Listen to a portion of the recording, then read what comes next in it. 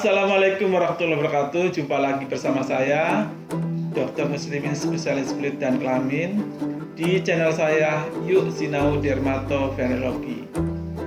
Pada episode yang ke-22 ini kita akan membahas folikulitis. Jangan lupa tekan tombol lonceng, like, komen, subscribe, and share. Terima kasih. Folikulitis adalah penyakit yang jinak, di mana di sini ada peradangan pada folikel rambut, mana di situ ada pustul, papul yang sekelilingnya kemerahan di daerah folikel rambut. Ini merupakan suatu penyakit yang tidak mengancam jiwa. Pada banyak kasus penyakit ini sendiri. Ini masih juga menjadi tantangan pada pasien-pasien yang immunokompromis dan pada beberapa kasus yang bisa menjadi berkembang lebih berat. Apa sih penyebab dari penyakit ini? Penyebab penyakit ini adalah biasanya bakteri, tetapi beberapa agen penyebab juga bisa bukan bakteri. Di antaranya tadi sudah disebutkan infeksi bakteri, infeksi jamur, infeksi virus, infeksi parasit, dan juga yang termasuk bukan infeksi. Kita bahas satu-satu. Yang pertama terkait dengan infeksi bakteri. Biasanya ini adalah disebabkan oleh Staphylococcus aureus. Bisa disebabkan oleh kuman yang methicillin sensitif dan methicillin yang resisten. Bisa juga ditemukan adanya infeksi oleh gram negatif, biasanya pada orang-orang yang misalnya mandi di hot tub atau mandi di pemandian air panas misalnya, kemudian juga di kolam renang, ya biasanya disebabkan oleh bakteri Pseudomonas aeruginosa. Biasanya ini muncul setelah terpapar dari air di kolam renang atau di hot tub. Bakteri lain yang termasuk dari penyebab folikulitis ini adalah Klebsiella dan Enterobacter. Folikulitis ini muncul bisa akibat dari penggunaan antibiotik yang lama. Penyebab yang lain dari folikulitis dapat disebabkan oleh jamur, yaitu Pityrosporum folikulitis atau folikulitis Pityrosporum, di mana ini disebabkan oleh jamur yang kita sebut sebagai spesies Malassezia seperti Malassezia purpur. Biasanya ditemukan pada kelenjar sebasea yang meningkat, kemudian juga bisa dijumpai pada bahu, pada punggung, dan juga pada leher. Apabila kita jumpai folikulitis dan dengan diberikan antibiotik tidak membaik, maka kita patut curiga bisa disebabkan oleh infeksi jamur. Maka obatnya harus kita sesuaikan dengan anti jamur. Penyebab yang lain dari folikulitis adalah virus, biasanya virus herpes, dan juga dapat disebabkan oleh virus yang menyebabkan atau menimbulkan molluscum contagiosum. Biasanya ini jarang yang molluscum contagiosum. Folikulitis yang disebabkan oleh herpes biasanya muncul sama seperti folikulitis bakterial, kecuali gambaran klinisnya bisa papulofesikel atau plakat, tetapi bukan pustul. Cara lain untuk mendiagnosis kondisi ini, ya biasanya pada virus itu gambaran klinisnya biasanya lesinya berkelompok. Penyebab yang lain adalah disebabkan oleh parasit, disebut sebagai folikulitis demodex.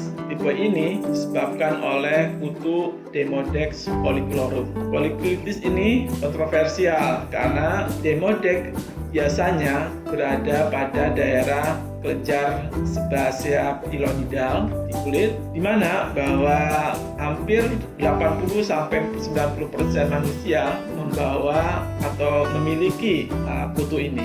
Ada lagi penyebab yang non-infeksi yang kita sebut sebagai folikulitis eosinofilik atau penyakit Ofuji. Penyakit ini ditemukan pada orang-orang dengan HIV yang parah, di mana skornya rendah, atau juga yang non-HIV berkaitan dengan pemberian kemoterapi pada orang-orang yang memiliki tumor. Ini berkaitan dengan penghambat dari reseptor epidermal growth factor. Penyebab yang pasti belum jelas. Penelitian menunjukkan bahwa bisa dari penyakit peradangan sekunder dari disregulasi imun atau juga berkaitan dengan penyakit yang mendasarinya. Biasanya kondisinya kemerahan dan juga adanya papul folikuler urtikarial biasanya terdapat di kulit kepala berambut, wajah, leher dengan pustul yang jarang. Kalau kita perhatikan, siapa saja sih yang mudah terkena penyakit ini? Beberapa pasien memiliki faktor risiko, misalnya dengan riwayat adanya diabetes, kegemukan, penggunaan antibiotik yang lama, kemudian pada orang-orang yang imunosupresi ataupun imunokompromis, atau orang-orang yang melakukan cukur dengan sering. Jenis kelamin tidak berkorelasi dengan insiden dari folikulitis ini, tapi ada korelasi antara tipe folikulitis dan jenis kelamin. Sebagai contoh misalnya, folikulitis malassezia biasanya terlihat lebih banyak pada laki-laki daripada wanita. Apakah penyakit ini dapat kita lakukan pemeriksaan histopatologi? Untuk pada pasien ini tidak perlu dilakukan pemeriksaan histopatologi karena cukup dengan gambaran klinis saja, pemeriksaan fisik saja. Pada kasus-kasus misalnya folikulitis eosinofilik, maka biopsi kulit dapat kita lakukan untuk konfirmasinya. Biasanya pada pemeriksaan histopatologi akan didapatkan adanya infiltrat perifolikuler, termasuk juga adanya limfosit, adanya eosinofil yang dominan ya, di sekitar daerah pertemuan antara kelenjar, sebasea, dan duktusnya. Biasanya klinisi itu memerlukan biopsi untuk menegakkan diagnosis penyakit yang menyerupai folikulitis. Pada kasus-kasus folikulitis bakterial, pada gambaran histopatologinya dapatkan adanya invasi neutrofil di folikel rambut. Pada gambar sebelah ini adalah folikulitis bakterial, di mana di situ adanya pelebaran dari folikel rambut, ya, di mana ada sel-sel radang di ostium dan bagian atas dari folikel. Pada gambar sebelah ini adalah folikulitis eosinofilik atau penyakit Alpoggi, di mana terdapat hiperkeratotik pada stratum corneum, kemudian ada mikroabses dan juga pelebaran dari infundibulum.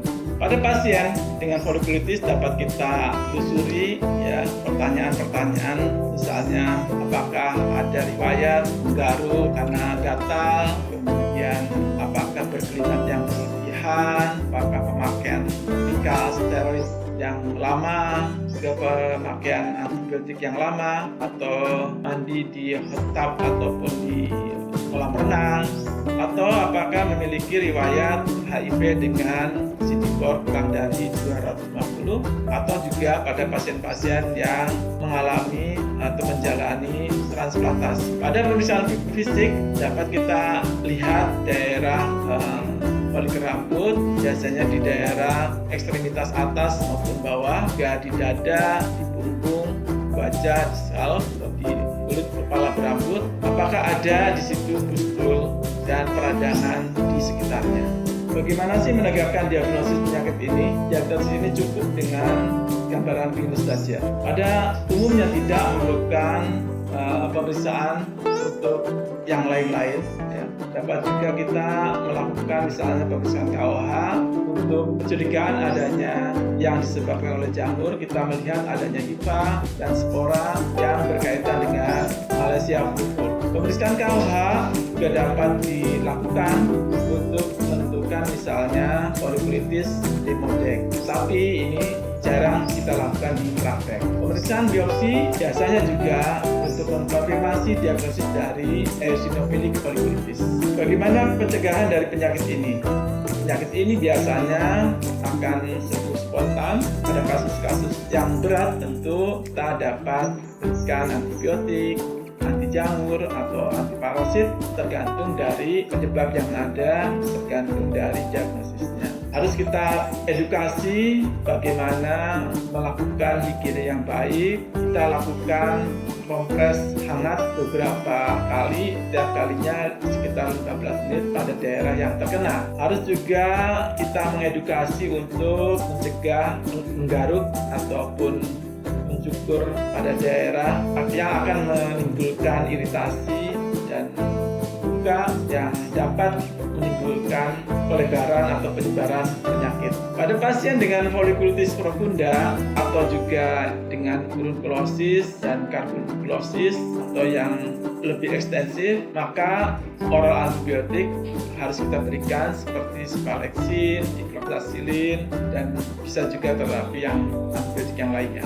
Untuk folikulitis gram negatif, pada kasus-kasus yang sederhana biasanya akan sembuh spontan dalam waktu 7-10 hari dengan kondisi higiene kulit yang baik. Untuk pemberian antibiotik oral yang mampu mengatasi Pseudomonas adalah ampicillin, trimethoprim sulfametrazole, dan ciprofloxacin. Untuk folikulitis butirosporum, terapi yang dapat diberikan adalah terapi antifungal oral sistemik. Meskipun antifungal topikal juga dapat merupakan pilihan, percaya bahwa terapi ini tidak dapat mengeliminasi Malassezia furfur yang lebih dalam. Meskipun itraconazole memiliki efek yang lebih daripada fluconazole, tapi fluconazole ini sering kita berikan sebagai terapi sekunder, terapi klinik kedua karena side effect yang lebih baik.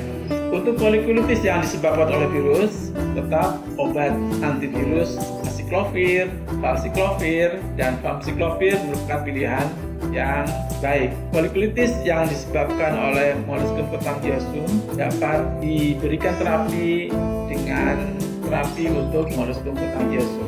Ada yang menyebutkan cantharidin adalah obat topikal yang baik yang dapat diberikan untuk terapi folikulitis molluscum. Untuk folikulitis demodex, obat antiparasit dapat kita berikan seperti misalnya permethrin topikal, bisa juga oral ivermectin dan oral metronidazole. Suatu studi penelitian menunjukkan bahwa terapi kombinasi dengan ivermectin oral atau metronidazole oral dapat lebih efektif dibandingkan dengan terapi monoterapi dari salah satu obat tersebut. Permethrin 5% krim topikal biasanya merupakan pilihan pertama dari demodex folikulitis ini. Pada folikulitis eosinofilik, pilihan pertama dari pengobatannya adalah antivirus yang diberikan untuk HIV-nya. Pengobatan HIV dapat menunjukkan perbaikan atau bahkan resolusi dari penyakit eosinofilik folikulitis ini. Pada pengobatan ARV 6 bulan pertama pada pasien dengan HIV dapat juga menunjukkan munculnya penyakit eosinofilik folikulitis. Pada folikulitis eosinofilik dapat diberikan terapi yaitu corticosteroid topikal, antihistamin, bisa juga fototerapi UVB, bisa juga itraconazole atau isotretinoin, bisa juga indomethacin 50 mg per hari atau minocycline atau dapsone. Beberapa penyakit yang bisa menyerupai folikulitis yang kita pertimbangkan sebagai diagnosis banding adalah acne vulgaris, kemudian rosacea papulopustular, kemudian folikulitis drug induced, kemudian hidradenitis suppurativa, scabies, pseudo folikulitis Bardet, keratosis pilaris, acne colloidalis nevae. Bagaimana prognosis dari penyakit ini? Kondisi ini umumnya biasanya jinak dan sering sembuh sendiri. Prognosisnya sangat baik dan sembuh sempurna dengan higiene yang baik, penanganan dan mengontrol dari kondisi yang membawahinya. Kemudian juga biasanya angka kekambuhannya minimal. Apa sih komplikasi dari penyakit ini? Biasanya ya bisa juga menjadi selulitis ataupun abses, bisa juga efek samping dari obat, misalnya alergi ataupun reaksi obat. Cukup sekian episode yang ke-22 mengenai folikulitis. Jangan lupa tekan tombol lonceng, like, comment, subscribe, and share. Terima kasih. Assalamualaikum warahmatullahi wabarakatuh.